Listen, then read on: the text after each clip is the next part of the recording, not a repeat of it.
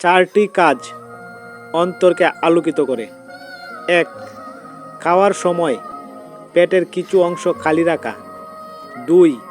নেককার ব্যক্তির সহচর্যে থাকা। ৩. কৃত পাপসমূহ বারবার স্মরণ করা। ৪. দুনিয়াবি আশা আকাঙ্ক্ষা কম রাখা। রিকশাওয়ালাকে সালাম দিতে যদি ভিতরে বাধা আসে, তবে ধরে নিও তুমি অহংকার মুক্ত নও।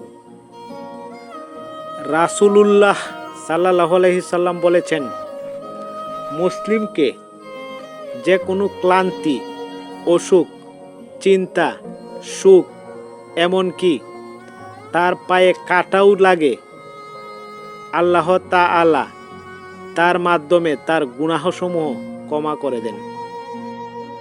তুমি যখন রাস্তা দিয়ে যাও, তখন আল্লাহর জিকির করো, কারণ হাসরের দিন ওই রাস্তা তোমার নামে সাক্ষী দিবে।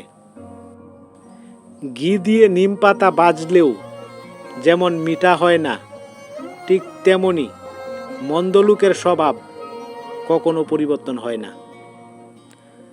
মৃত্যুর পরেও নেকি পাওয়ার ৬টি উপায়। ১. কুরআন কাউকে উপহার দিন। সে যতবার পাঠ করবে, সেখান থেকে আপনিও নেকি পাবেন। ২. একটি হুইল চেয়ার কোনো অসুস্থ গরিব ব্যক্তিকে দিন, তার দোয়া ও নেকি পাবেন। ৩. মসজিদ বানানোর কাজে অংশগ্রহণ ও সাহায্য করুন, অপুরান্ত নেকি হাসিল করুন। ৪. কোনো দরিদ্র ও এতিম ছাত্রছাত্রীকে সাহায্য করুন, তার পড়ালেখা সচল রাখতে। ৫. গাছ লাগান। যখনই কেউ গাছটি থেকে উপকার পাবে, তখনই আপনিও সেখান থেকে নেকি পাবেন। ৬. সবচেয়ে ছোট উপায় হলো তথ্যগুলো শেয়ার করুন। কেউ যদি পুষ্টি দেখে উপরের যে কোনো একটি কাজ করে, তবে আপনিও তার অংশীদার হবেন। মানুষ তার জ্ঞানের পরিচয় দেয় তার কথায়, যোগ্যতার পরিচয় দেয় তার কর্মে, আর তার নিজের পরিচয় দেয় তার ব্যবহারে। বাবা মায়ের পেছনে অর্থ, সম্পদ, সময় খরচ করাকে ব্যয় বলো না, এটাকে সৌভাগ্য বলে। স্ত্রী ভালো হলে বেকার ছেলেটারও প্রতিষ্ঠিত হবার সম্ভাবনা থাকে, আর স্ত্রী খারাপ হলে প্রতিষ্ঠিত পুরুষও একদিন ধ্বংস হয়ে যায়। সফলতার গল্প পড়ো না, কারণ তা থেকে তুমি শুধু বার্তা পাবে।